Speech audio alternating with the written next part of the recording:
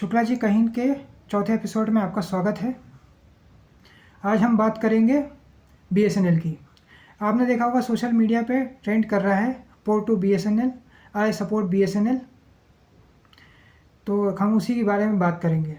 आपको याद होगा कि आपके घर में पहले लैंडलाइन लगता था, वो बीएसएनएल का ही था और कोई कंपनी थी ही नहीं। फिर कई बार ऐसा होता था कि आपका फ़ोन जो है महीनों महीनों बंद रहता था। आप कस्टमर केयर पे बात भी करते थे या उसको ऑफिस में जाके बोलते भी थे तो कई समय तक ठीक नहीं होता था।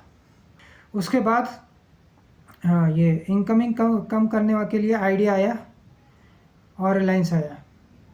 उसके बाद डोकोमो आए जिसने एक पैसे पर सेकंड वाला सिस्टम लाया। फिर 2013 में जियो को लाइसेंस मिला 4G का और 2016 में जियो रिवॉल्यूशन आया जहाँ पे आपको 3 महीने इंटरनेट फ्री दिया गया। अभी लोग ये समझ नहीं पाए कि ये एक स्ट्रेटेजी थी। एक बार इनके पास कस्टमर आ गए, बाकी इन्होंने कंपनी को छोड़ दिया, जैसे डोकोमो और दूसरी जो कंपनी थी। उसके बाद अब डुओपोली हो गई। अब एयरटेल और जियो ही है। कुछ लोगों के पास वीआई भी है। तो रिसेंटली जियो ने अपने प्लान्स का टैरिफ बढ़ा दिया और ऐसे ही एयरटेल ने भी बढ़ा दिया।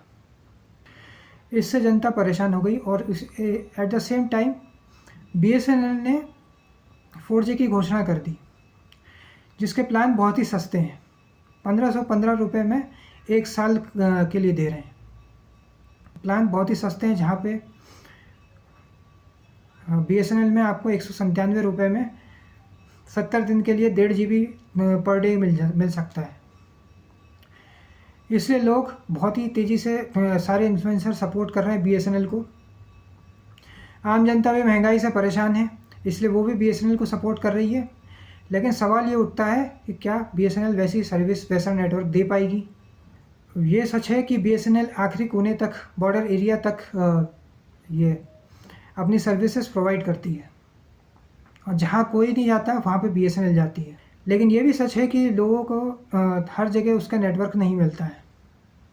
मेरे पास भी पहले बीएसएनएल ही था, लेकिन उसका पुणे में नेटवर्क नहीं आता था, इसलिए मुझे मजबूरी में एयरटेल पे स्विच होना पड़ा। अब सवाल यह है कि क्या ये पुरानी सर्विस दे पाएंगे और प्राइवेट प्लेयर से टक्कर ले पाएंगे?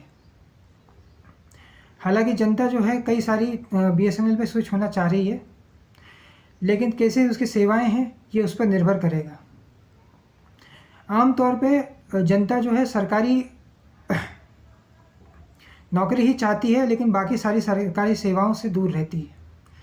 कोई भी अपने बच्चों को सरकारी स्कूल में नहीं भेजता है, कोई भी अपना इलाज सरकारी अस्पताल में नहीं करवाता है। इसी तरह बीएसएनएल के बारे में भी लोग एक तरीके से हीन भावना रखते हैं। इसलिए वो सोचते हैं कि भले ही पैसा ज़्यादा लग जाए, लेकिन सर्विसेज अच्छी होनी चाहिए, इसलिए वो एयरटेल और जियो ही लेते हैं।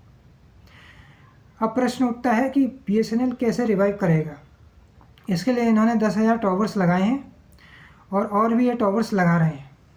अब देखना यह है कि जनता बीएसएनएल को कितना हाथों हाथ लेती है। कुछ चीज़ें सोशल मीडिया पे ही होकर रह जाती हैं, जैसे पहले लोग कू ऐप को भी सपोर्ट करते थे, लेकिन आज की डेट में कू ऐप बंद हो रही है। इसलिए ये कैंपेन ज़मीनी स्तर तक पहुंच पाएगा या सिर्फ इंटरनेट पे ही लोग कूल बनते रहेंगे, ये देखना होगा। अगर ये वीडियो आपको पसंद आया तो इस वीडियो को लाइक करें, शेयर करें, कमेंट करें। धन्यवाद।